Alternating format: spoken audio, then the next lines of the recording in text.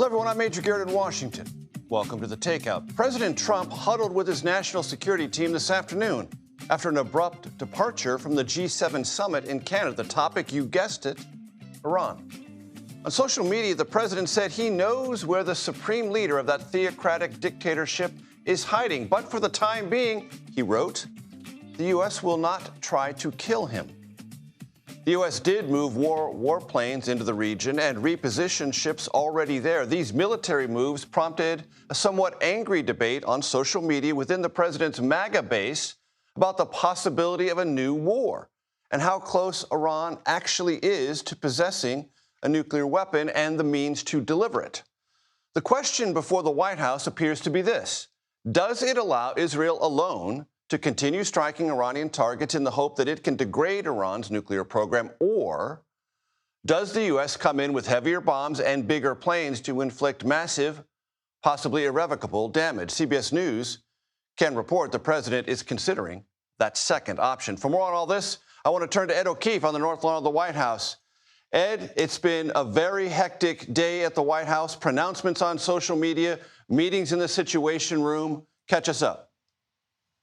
Well, first off, let's recall he got here before the sun came up, back from the G7 summit, where he took off after midnight Alberta time and arrived back having told reporters on the way back that he's not seeking a ceasefire between Israel and Iran. He wants the full end of Iran's nuclear program, and that today was going to be sort of a wait and see, let's see where things are going kind of day. And so he has spent the entire day out of the public eye ever since that interaction with reporters early this morning, meeting, as you said, with his national security team, including the vice president, the secretary of state, who doubles as the national security advisor, his top Mideast envoy, Steve Witkoff, the defense secretary, Pete Hegseth. And the big issue was, should Israel and the United States join together to take out the remainder of Iran's nuclear program, perhaps most notably the Fadao nuclear enrichment site, which is embedded inside mountains and would require 30,000-pound bunker-busting bombs dropped by B-2s to penetrate and destroy, and something that only the United States can do if they want to do it that way. Whether or not he made a decision on that at this hour, just after 5 p.m. in the East, we don't know. And we haven't seen the president since he returned back to explain a decision or to talk about today's developments or any other plans. But we know that he's been meeting with his team to talk about it, and, of course, abruptly left that summit. Part of the reason he left the summit, Major, and for those that followed along during the first term and know the president's ebbs and flows, he's not a big fan of that specific summit and most of these international meetings, simply because he just doesn't like all the pleasantries and having to share the stage and prefers being back here with full control.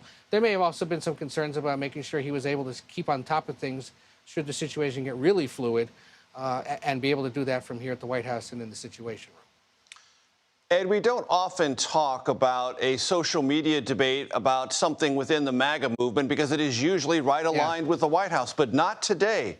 And there was a lot of skepticism within the MAGA world about the intelligence, about Iran, so much so that Vice President J.D. Vance had to weigh in with an extensive reply. Walk us through that. An extensive and really extraordinary kind of defense of the president in the social space that came around 11 a.m. this morning. And he said, look, I'm seeing all this chatter, but I'm on the inside, and I can tell you that the president has been amazingly consistent over time about Iran and the fact that it should not be able to develop a nuclear weapon. In fact, 10 years and 1 day ago, when he began his first campaign for the White House, ever since, he's been consistent, Vance suggested. He raises some concerns.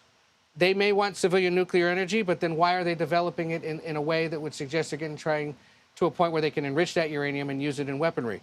Hasn't seen a reason why they need to do that. Notes that the IAEA rules have been violated.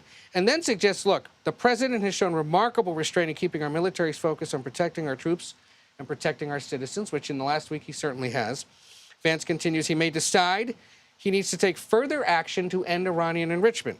That decision ultimately belongs to the president. And of course, he says, people are right to be worried about foreign entanglement after the last 25 years of idiotic foreign policy. That speaks to the criticism that the president, his movement has had, especially about George W. Bush's decision to go into war in Iraq, for the Obama and Biden administrations to continue it, and for his general belief that the United States shouldn't be doing that kind of thing It may be on the verge of doing it now, and it is notable that after a few days of several key conservative commentators and others in the movement raising questions and lawmakers like Rand Paul saying he shouldn't do it, the vice president is essentially laying out the permission space for the possibility the president takes that step. Ed O'Keefe of the North Lawn of the White House, thank you very much.